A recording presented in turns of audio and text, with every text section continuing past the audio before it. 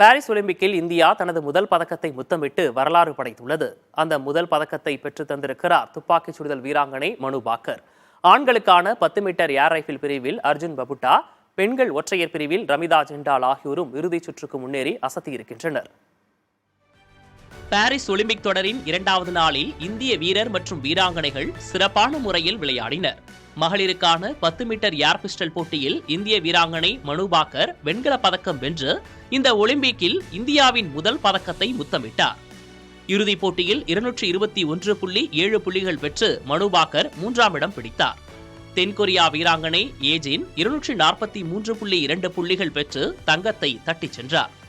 இதேபோல் ஆண்களுக்கான 10 metre air rifle பிரிவுக்கான தகுதிச் சுற்று போட்டியில் இந்திய வீரர் அர்ஜுன் பபுட்டா 630.1 புள்ளிகள் பெற்று இறுதிச் சுற்றுக்கு முன்னேறினார்.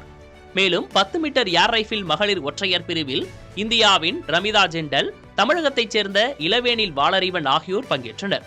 முதல் 5 சுற்றுகளில் சிறப்பாக செயல்பட்ட இளவேனில் வாளறிவன் இறுதி வினாடிகளில் முக்கிய புள்ளிகளை இழந்தார். 0.7 புள்ளிகளில் இறுதிச் சுற்றுக்கு முன்னேறும் வாய்ப்பை அவர் இழந்தார். எனினும் முதல் 4 சுற்றுகளில் 10வது இடத்தில் இருந்த ரமிதா ஜிண்டால் கடைசி 2 சுற்றுகளில் சிறப்பாக விளையாடி 631.5 புள்ளிகள் பெற்று 5வது இடம் பிடித்து பதக்கத்தை குறிவைக்கும் இறுதிச் சுற்றுக்கு முன்னேறினார்.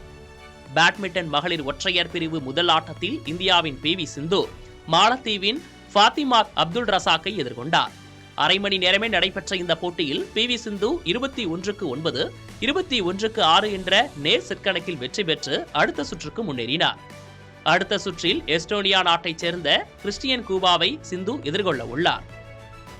துடுப்பு படகு போட்டியின் ஆடவர் ஒற்றையர் பிரிவில் இந்தியாவின் பல்ராஜ் பன்வர் காலிறுதிக்கு முன்னேறி பதக்கத்திற்கான ரேஸில் தொடர்ந்து நீடிக்கிறார். குத்துச்சண்டையில் ஜெர்மனி வீராங்கனையை 5-0 என்ற கணக்கில் வீழ்த்தி இந்திய வீராங்கனை நிகாத் ஷெரீன் காலிறுதிக்கு முந்தைய சுற்றுக்கு முன்னேறி இருக்கிறார். டேபிள் டென்னிஸ் மகளிர் ஒற்றையர் பிரிவில் மணிகா பட்ரா மற்றும் ஸ்ரீஜா அகுலா ஆகியோர் தங்களது போட்டிகளில் வெற்றி பெற்று அடுத்த சுற்றுக்கு முன்னேறினர். தமிழ்நாட்டைச் சேர்ந்த டேபிள் டென்னிஸ் வீரர் சரத்கமல் முதல் போட்டியிலேயே தோல்வியை தழுவி வெளியேறினார். புதிய தலைமுறைக்காக செய்தியாளர் சந்தானம்.